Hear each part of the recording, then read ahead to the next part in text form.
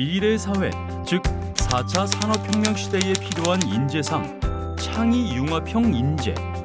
그래서 2015 개정 교육과정에서는 자주적인 사람, 창의적인 사람, 교양 있는 사람, 더불어 사는 사람의 4가지 인간상을 설정했습니다. 그런데 초등학생들을 창의적인 사람으로 자라게 하려면 어떻게 교육해야 하나요?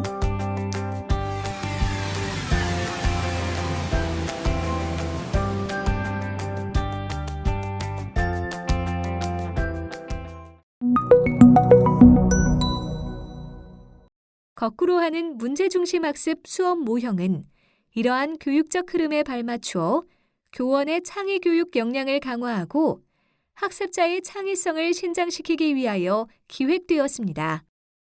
거꾸로 하는 문제중심 학습 모형은 문제중심 학습과 거꾸로 하는 학습의 융합 모형입니다.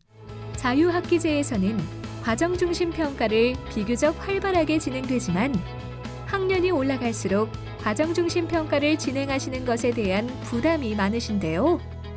거꾸로 하는 문제중심 학습 단계마다 학습자의 문제 해결 과정을 확인할 수 있는 평가지를 사용하시거나 동료 평가지, 자기 성찰일지를 활용하셔도 됩니다. 또한 센터에서 제공하는 평가 루브릭 등을 수업에 맞게 변형하여 활용하실 수도 있습니다. 저는 교과 수업 시간에 FPBL 수업을 투입했는데요. 생명과학 1의 5단원 생태계와 상호작용 단원에서 생태계, 개체군, 군집, 그리고 상호작용, 생태계 내 물질 순환, 생태계 평형 등의 개념이 나오는데 이와 관련된 문제를 개발하려고 했습니다. PBL에서 다루는 문제는 비구조적이고 실제적이고 간학문적인데요. 이러한 특성이 교육과정에서 다루는 개념들과 관련해서 제가 문제를 만들기 위해서 생각해낸 주제가 바다 거북이의 죽음과 미세 플라스틱이었습니다.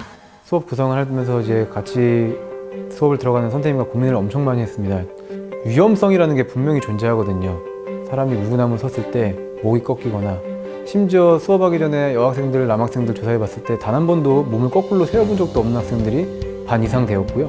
본인 스스로도 믿지를 못하는 거죠. 자기가 할 수 있는지 없는지를. 하지만 영상을 만들고 체계적인 훈련과 트레이닝을 통해서 누구든지 할 수 있다는 것을 알려주고 싶었고요. 도전을 했습니다. 강도 높은 근력 운동을 합니다. 또 그 근력에 맞춰가지고 이제 슬슬 몸을 세우기 시작합니다. 그러면서 그때 중요한 것들이 디딤 영상을 많이 활용을 했습니다. 학생들은 그 디딤 영상을 통해서 이론적인 부분을 어느 정도 습득을 하고 옵니다. 하지만 그것보다 더 중요한 거는 체육을 생각한다는 거죠. 하루 그냥 아무 생각 없이 체육 시간에 참여하고 내가 이번 차시에는 반드시 여기까지는 해내야 된다.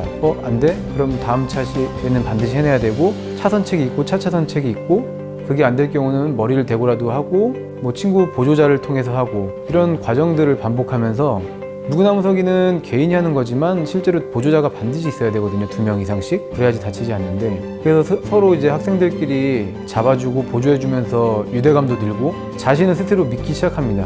이 FPBL을 통해서 학생들이 정말로 발전했어요. 특히 운동 능력이 좀 많이 없었던 친구들이 많은 향상을 보였습니다.